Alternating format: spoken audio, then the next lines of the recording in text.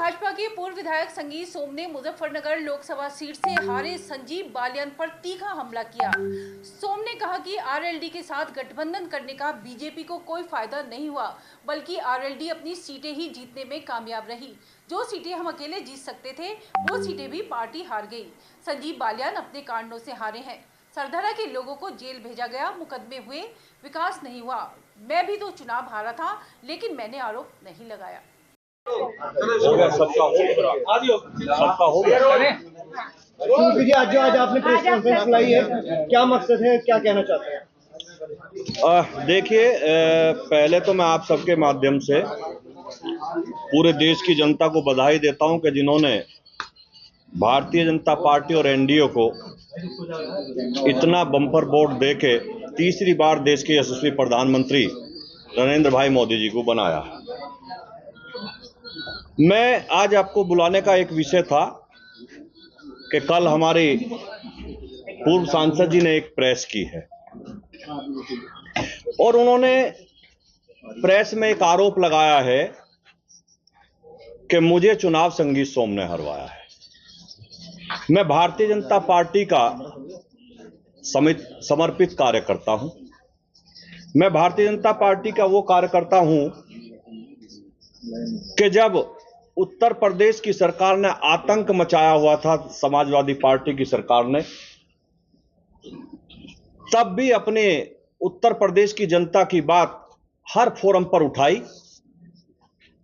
मेरे लोगों पर अखिलेश सरकार ने गोली चलवाई, मेरे लोगों ने गोली खाई, मेरे परिवार पे मुकदमे हुए, मुझ पे खुद आतंकवाद तक के मुकदमे अखिलेश सरकार ने लगाए।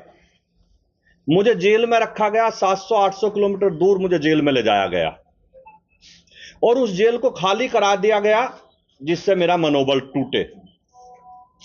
मैं भारतीय जनता पार्टी का बिल्कुल समर्पित कार्यकर्ता हूं। चुनाव हराने और जिताने का विषय किसी के दिमाग में आता हो तो वो गलत है। चूंकि मैं भारतीय जनता पार्टी के लिए काम करता हूं, किसी कैंडिडेट के लिए काम नहीं करता, मैं कमल के फूल के लिए काम करता हूं। मेरी पार्टी ने मुझे जिम्मेदारी दी गई थी कि सरधना विधानसभा पार्टी की जीतनी चाहिए। इतनी विपरीत परिस्थितियों के बाद जब सरधना में कोई विकास ना हुआ हो, सरधना की जनता पे मुकदमे कराए गए हों, सरधना के लोगों को जेल भेजा गया हो, लेकिन उस विपरीत परिस्थिति के बाद भी भारतीय जनता पार्टी सरधना पे बराबर रही, हार कर नहीं गई। हारने का कारण माननीय मंत्री जी को खुद देखना चाहिए कि वो बुढ़ाना जैसी विधानसभा में क्यों हारे, वो चरथावल जैसी विधानसभा में क्यों हारे। हमारी वो विधानसभा है वे जिसमें वो कहते हैं कि मैंने विकास के नए आयाम रचे हैं। मुजफ्फरनगर विधानसभा हमारी ऐसी विधानसभा है भारतीय जनता पार्टी की, जिस विधानसभा को विपरीत परिस्थितियों में भी भारतीय जनता पार्टी 30 से 40 हजार वोटों के मार्जिन से जीतती है। लेकिन इस बार उस विधानसभा को भी हम 800 वोटों से जीते।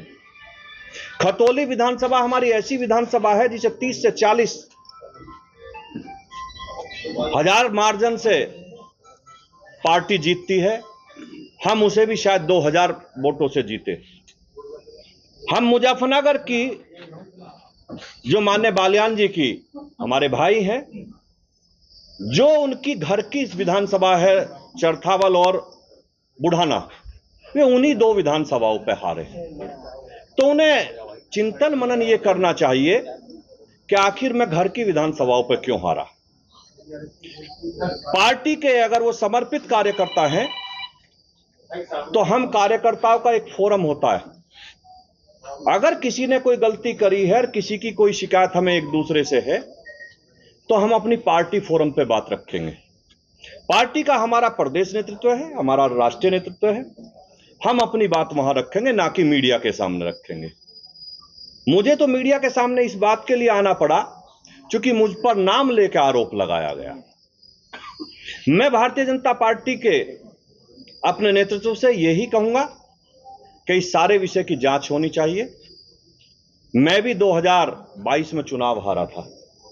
कारण क्या है मैं कुछ नहीं कहूंगा, लेकिन मैंने पार्टी को अपनी बात बताई और पार्टी ने उसकी जांच की होगी या कर रही होगी। मैंने कभी भी मीडिया के सामने हार का ठीकरा किसी के सिर पर नहीं फोड़ा आके।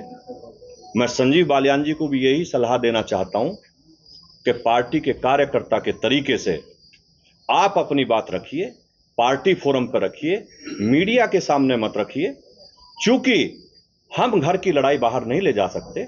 और मैं विपरीत परिस्थितियों में, मेरी पर्सनल नाराजगी होने के बावजूद मैंने संजीव बालियान जी को सरधना पे चुनाव नहीं हारने दिया। मैंने इतनी मेहनत करी, कार्यकर्ता लगने के लिए तैयार नहीं थे। चुनाव के दिन आपकी जानकारी के लिए मैं बता दूं, जो हमारी पार्टी के बस्ते गए वो भाजपा के बूथ अध्यक्ष से लेकर सपा के बूथ अध्यक्षों को दिए गए, लेकिन उस परिस्थिति में भी